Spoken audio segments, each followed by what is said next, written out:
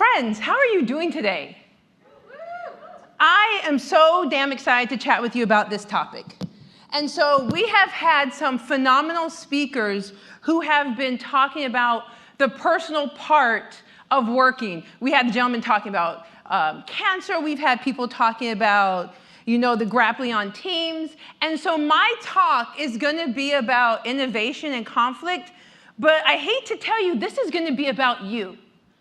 Because when we talk about conflict is not something that you can silo off of, I handle it this way at work, but then at home I handle it this way. No, everything is together. So my goal for you of when you come through this is that we're helping you be a better friend, a better partner, a better spouse, a better parent, and then you are going to be a better coworker and a better leader. All of them are just connected with dotted lines. So first, I want to say thank you for having me here. And I also want to thank Hannah. Y'all are bomb for having me. So my name is JenFry, and I run JenFry Talks. We sit at the intersection of conflict and culture. And so I come from the US, and I also come from sports. Anyone a former college athlete? Anyone here? Hey, yes. Anyone love sports? I hope everyone does. So I'm a former college coach. I coached for about 15 years. I coached all over the country. I coached at Illinois in 2011 for volleyball for a national championship. I am competitive as hell. And we lost to UCLA. So if anyone here went to UCLA, you're going to have to leave. Like, you don't get to beat me and then be here at my talk. It doesn't work like that. So I left coaching, became a professional speaker, got my PhD in sports geography. I'm probably the only sports geographer in the world. And then when I graduated, y'all are like, absolutely you are. I know that. And then when I graduated, like many people who get a PhD, I'm like, I either go to law school or start a tech company. So I started a tech company, and we help with group travel and sports tourism. So I have one main objective for you here, and my objective is this. True team's resilience shows up in those quiet moments when you realize your team is handling a challenge better than the version of you or them could have ever done. That is my goal for you during this 20 to 25-minute talk. And so I'm not going to sit up here for 20 minutes and talk. Y'all are going to have to talk to each other just for 2 minutes. And y'all are like, really, Jen? Yes. So here are your prompts. And this is why I was like, damn, she done stole my stuff. So you're going to talk for 2 minutes. Because if you can't simply talk about this for 2 minutes with someone you don't know, how are you going to fire someone with empathy? How are you going to tell someone they're doing a bad job, but you still need to retain them because you know they can be excellent? How can you have the hard conversation of my world is falling apart and my job is going down with it? So you have 2 minutes. You're going to pick one of these prompts. Tell me what you think about conflict. What's your biggest worry? Or how have you personally stopped innovation? Because this is about us. It's not about someone else. So you're going to turn to someone you don't know. You're going to be awkward as hell. Hey, my name is John. And you're going to start talking with this prompt. I come from sports. I will make you do push-ups. 2 minutes. Go. Start talking. I am not playing with y'all. Y'all better get a new friend. Y'all better get a new friend. Don't play with me. Do not play with me. You got 2 minutes.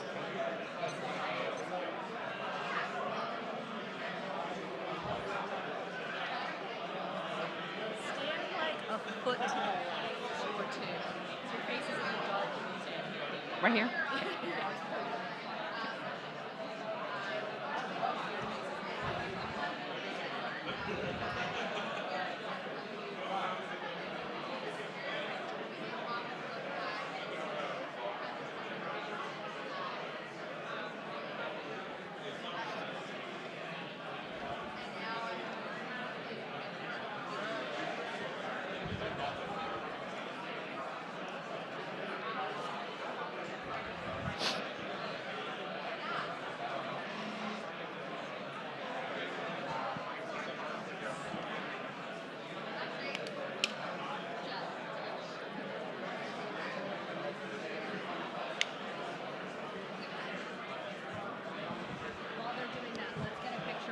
Yes. Behind us. See if we can get them. Oh my God, you've got longer arms. Can we do it, or is the backlight going to be there? Right there. Yeah.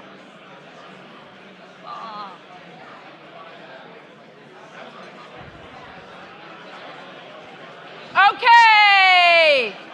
Give a high five and say thanks for sharing. Give a high five. Y'all better give me better. I need Canadian high fives. That was ridiculous. Give me some good ones. Okay, so my goal with this is I want you to meet someone you're going to start talking to. That's you. We are here to build relationships, and baby, I'm here to help you also get a new job. So you're meeting people that can push your resume and you out. If your boss is sitting there next to you, don't look at them. Just look straight. Okay. So I have kind of some rules to this. So this is an invitation for you to analyze yourself. This is not about anyone else. This is about you analyzing yourself for these 20 minutes I have and thinking about your relationship to conflict, that direct relationship. So I got some homework for you. A, you're expected to take notes, blood or paper, I don't care.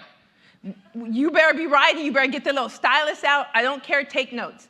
Next, I want you to take pictures of my slides are pretty easy to read. I want you to take pictures because the prompts will help you process. I want you to think about this in the future. The next thing is I want you to center yourself, not your coworker. Meaning, when I pull these prompts up, you'll be like, oh, that's Michael. Poor Michaels, whoever Michael is, I'm sorry, y'all getting a lot today. But you're like, oh, that's definitely Michael. Forget about Michael. Think about you, center only yourself. And then lastly, I want you to have all the questions ready for the Slido. I'm expecting us to have questions so I can hit on the important things for you. So the absence of conflict does not mean harmony. My mom, Carol Fry, bless her soul, was the most conflict avoidant person. She would have jumped out of a moving car to avoid conflict. Anyone have family members like that? Anyone that they will dive bomb out, right? We are not going to be involved. That was a fake harmony. If we don't talk about it, it's not going to occur.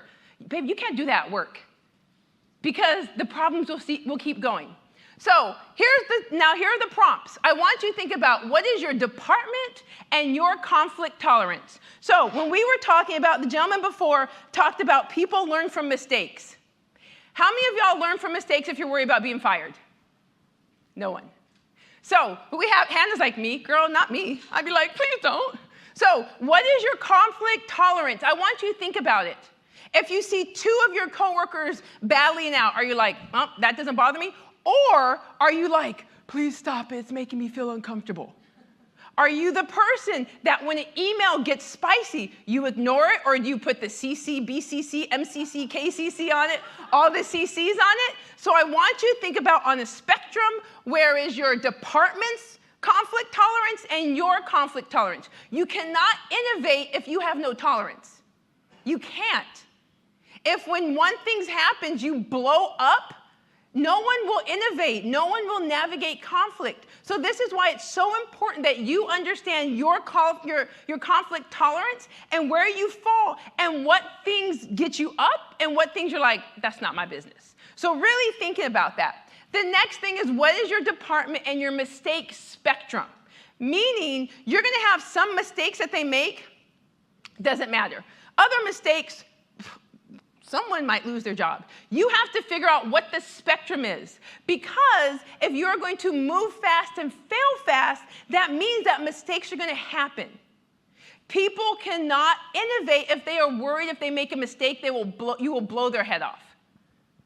This is why it's important that you get close to who you are in conflict, because if any mistake happens and then you're blowing their head off, you have a fearful bunch of people who will not only not innovate, they will be walking on eggshells all the time around you. You know, one of the things I tell my chief of staff, I'm like, we're going to make mistakes. If I expect you to send stuff out fast, stuff's going to happen. So I had to understand my tolerance. Okay, my newsletter, it had a heading, had a word was wrong. I don't care. That's not a big deal to me. She then sends another email. No one read that header in the first place. So we have to think about what is our spectrum of mistakes and where does it fall. This gives you a really good idea to talk to people about it. So then you can say, if a mistake happens in this stuff, this is where I'm going to go 0 to 1,000. These mistakes, I don't care. We will figure them out. You have to figure out what that looks like for you. And you are able to calm yourself and say, this mistake, while it can feel big, it's actually not that big. And understand yourself with that. The next thing is where is your out-of-the-box limit? If you don't have a tolerance for conflict, you don't know your mistakes, and your spectrum of it, your out-of-the-box is, my box is this big. I think about academics. I got a PhD. How many people got a PhD in here? Raise your hand. Congratulations. But academics is all about innovation as long as you're in the box, right? You can innovate all day in academics as long as it's right here. So you have to think about where is your out-of-the-box limit. Because if your box is really small and you want them to innovate in there, they're not going to be able to innovate. So you have to think about if someone brings this wild and crazy thing, is it too uncomfortable for me? Or do I need to talk it out with them? How do you bat ideas around? How do you bat them around? What does that process look like? Because if we don't think about how we bat ideas around, how they go from good to great or bad to great, then we're not going to innovate on them. So what does that process look like? Is it messages? Is it notes? Is it conversation? So how do we bat it around? And is it a healthy batting? Or are people so afraid that the feedback is going to be so just ugly that they're like, I'm not even going to do anything? So really thinking about what does that process look like? I will tell you, I just finished writing a book, and my chief of staff never had a problem being like, yo, that title is ugly. That cover's ugly. I'm like, okay, well, what do we need to do? I have no problem with anything she says. Dawn is a Midwestern small white woman. I am not. So our ideas are polar opposite. She is quiet, she hates crowds, I love them. And so I have to be okay with how she bats my idea around, because then we can go to something great. Can those you supervise push back on your idea? Like the first gentleman mentioned, oh, I love feedback, but do you love it from the people you supervise? How do you handle it? Do you respect it? Do you engage them? Or do you push it away? Because that is what builds trust. You cannot build trust until you sit there and your supervisee has given you really hard feedback and you eat it with a smile.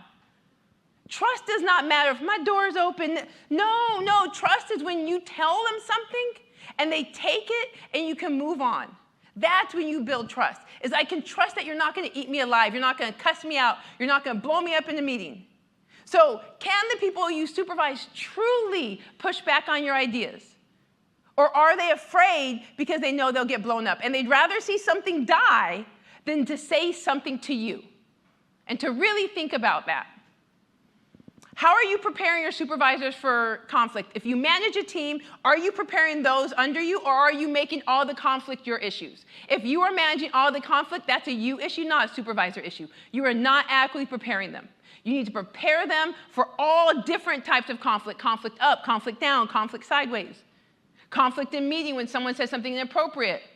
Conflict when someone does something through Slack inappropriate. You have to fix all of that and tell them, these are all the different ways we're going to have to help you supervise and manage conflict. Because if you're not, you're setting them up for failure. There was one thing that, let me see here, the gentleman mentioned, and one of them said about promotions. You're excellent at your job, you get promoted and you suck. Right? I mean, that's just like, yes, that's literally it. So think about it. When you promote a supervisor, they're going to be bad at this because they maybe have never supervised in that way. And then you're like, oh, we're getting all these reports that you're not good at it. Yeah, because you haven't prepared them. You are responsible for the people under you. You are responsible, And part of that is helping them navigate conflict. Is it drama, or do you just not understand conflict? So many times I hear people are like, oh, they're just so dramatic. Are they? Or do you just not know what conflict looks like? So think about that. What do you mean when they're dramatic? I will be very transparent with you. Over very small things, I'm very dramatic. Baby, if they don't have my favorite meal at a restaurant, I'm going down on a fainting couch. All right, I'm dramatic. Big things, I'm not. But when we talk about drama, we mean theatrical, getting people involved. Name the behaviors attached to dramatic. So then when you bring someone in, you can adequately explain those behaviors so they know exactly what not to do. If you just tell me I'm being dramatic, I don't know what I need to fix. We're all tech people. We fix stuff. Tell me the behavior so I know what to fix. This tends to be a favorite one, so get your cameras out. Undiscussed expectations or premeditated resentments. Y'all be resenting a lot of people at work. Because you expect them. Well, you just were promoted, so I expect that you would know this. It's just common sense. But, it's not. And so you are resentful because you did not give your expectations. You did not tell them exactly what they needed to do. You did not tell them what you expect from them. You did not give them the adequate timeline to make you successful. And so now you're resentful. We have to be very clear. Because I can't innovate with willy wonky timelines. So being very thoughtful about that. Anonymity creates distrust. When you have innovation, it causes conflict and you have feedback cycles. If you give anonymous feedback, well, I can't tell you who it is, but someone gave me this feedback, don't give that feedback. We are not creating a triangle where the middleman up here is the person who always gives the feedback. We are not doing that. We are teaching our employees to give feedback. And if they do not want to give that feedback, then that feedback is nothing. Well, I just don't know. Jen kind of scares me. Well, why does Jen scare you? Like, are you afraid she's going to punch you in the face? Because if you're afraid of that, then we got a bigger situation. No, I'm just scared. That's a you thing, not a Jen thing. And then what happens is that we put Jen right here, keep going back and forth, and then, well, hey, Jen, Sarah had some feedback for you. Well, why can't Sarah talk to me? Well, she was just kind of worried. No, we're not playing that game. I can help prepare you. I can help you figure it out, role play, but I'm not giving feedback to other people for you. We have got to stop doing that. You want me to stop innovating? Give me anonymous feedback that doesn't give me date, time, name, or anything else. I'm not doing that. Well, we don't want, we're not worried. We're just giving you this. Don't do that. That is conflict avoidant at its finest. We are making people, again, we're making you give the feedback to the person. If you don't want to, it's not important then. I mean, I don't know what else to tell you. We want to create a culture that feedback is given and received. And in order to do that, we can't have middlemen. I want you to think about where the line is between healthy conflict and destructive conflict. Because then when it gets over that line, you know how to pull it back. If you don't know where the line is, everything can feel destructive. So we really have to make sure we understand what that line is, where it looks like. Is it cussing? Is it standing in front of someone's face? Is it walking out? Is it ripping paper? Like, what is the thing that creates it from healthy, Jen and Sarah just going at it, to, okay, we need to put a pause in it. So thinking about that helps you be able to control your team meetings more. So are y'all ready? We're going to start proactively preparing some of your staff. Okay, so round 2, I got like 8 minutes. Next one. How you manage conflict is your culture, period. I get so many people who come and talk to me. I talk about conflict all the time, and they're like, well, my staff members or my team is doing that. I'm like, yeah, well, you don't talk. If you don't talk, you can't expect them to talk, because what's happened is that they've tried to come and talk to you and you silence them. Well, of course they're not going to talk to you. They're going to go over your head. How you directly manage conflict completely shows what your culture is. I need us to understand the line between hard feedback and disrespectful feedback. What I tend to see with some people be like, oh my gosh, that was so disrespectful. What was disrespectful about it? Well, I mean, I don't know. Do they have to say that? Yeah, because you're not doing a good job. They had to. So we have to be able, as supervisors, as CTOs, be able to give that line of, is this just hard to take and it sucks and you thought you were doing such a good job? Or is it actually disrespectful? We have to understand what that difference is and have people talk it out. Okay, so why was Jen disrespectful? What were the behaviors? What were the words? Name those things. And if people can't give names to them, it was just hard. It was just something hard to hear. And I get that it was hard. I understand. There have been times I thought your girl thought she was doing amazing. And then I got the feedback. And I was like, oh, my chest. It was just hard. They weren't disrespectful. They weren't rude. They didn't cuss. And I have to learn how to take it. And so we have to be able to figure out that line of what's hard and disrespectful with language and behaviors. Don't be married to that version. Some of us have this version. We're married to this thing, and when anyone tries to poke holes in it, we get so mad. You can't be married to it. Treat it like a celebrity wedding, okay? Divorce is coming real quickly. We cannot be married to that, because then it won't innovate. If we're so married to it, we can't innovate, and we want to innovate. I want us to think more about the language we use. When you're in conflict, people can start making words get really hot and spicy. Well, Jen was talking to me, she was really aggressive. Was she? What did she do? I don't know, she just was. Was she? And really thinking about that. Oh, we were just talking about this idea and she was really combative. Was she? Was he? What does combative mean? And get people to really speak about behaviors. Because words without behaviors are just weapons. I can use a word like a weapon and put you on a pip real quick. So I want us to really think about behaviors, behaviors, behaviors. Whenever people use words, she was combative, she was toxic, she was aggressive, she was angry, what are the behaviors attached to this? Because then we can parse out what they mean. Are we preparing our team and giving and receiving feedback? Are we talking about what it looks like to give feedback? Are we talking about what it looks like to receive feedback? Receiving feedback is one of the hardest things ever. It is a gift, but it's like a gift, like one of those glitter bombs. It is one of the, right? Like, I love feedback, I do, and then I want to go in the corner and melt. It sucks. So we have to prepare people for getting and receiving feedback. Many of you are like A++ students, you graduate at the top of your classes, you've always excelled. My philosophy was B's get PhDs. I army crawled across a 3.0. Like, I am not the academic. And so sometimes what I see is high-level academics can't handle feedback because they aren't used to being told they're wrong. So we have to prepare people to be able to receive feedback, not saying the phrase, you know, I feel like a bad person. We got to throw that away. That does not matter. We're talking about the body of work and how we can be better. Because people will internalize and say, I just feel like a bad person. I don't even pay attention to that. That's not part of it. Because then we go down the rabbit hole of, you're not bad, you're fine. We've completely derailed the train, and we're not talking about the thing that needs to be fixed. We do not go down that road. Performance reviews, I want us to really think on this one. If you have not talked to a person before a performance review, you do not mention it in the performance review. Period. Too many times, y'all, I know y'all in your feelings for this one.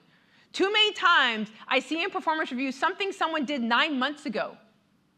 So I live in Baltimore. I'm also a mediator. And we're mediating this one co-parenting situation, and it's October, y'all, October.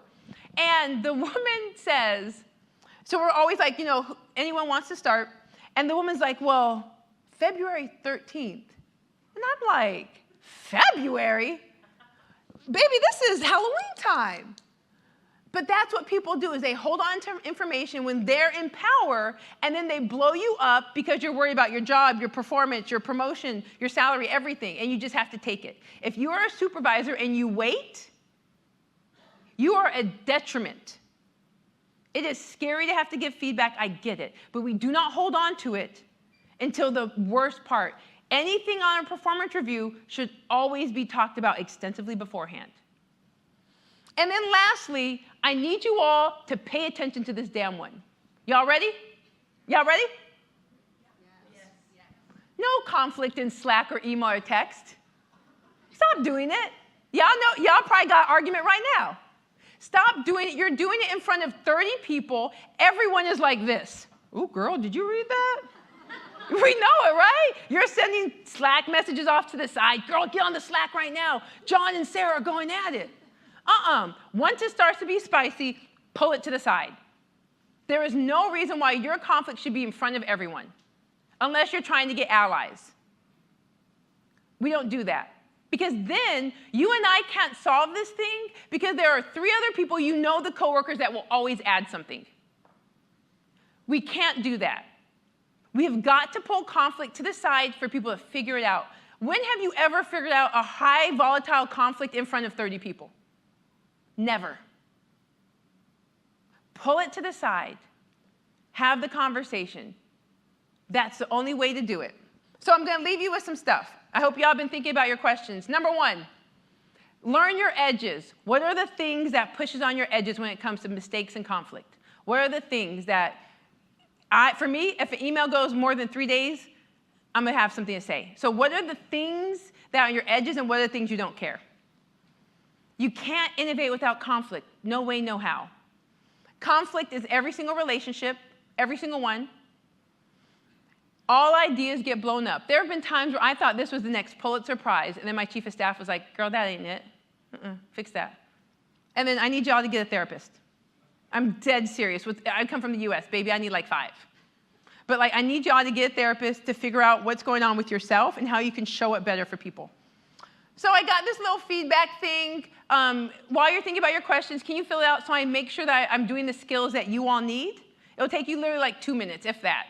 You get a little, I think it's like a conflict continuum after it so that you can really think about that. And so while I have this up, what questions do we have? I'll get to the Slido. I got like a minute or two. Raise your hand. Let's hear what you have to say. What questions?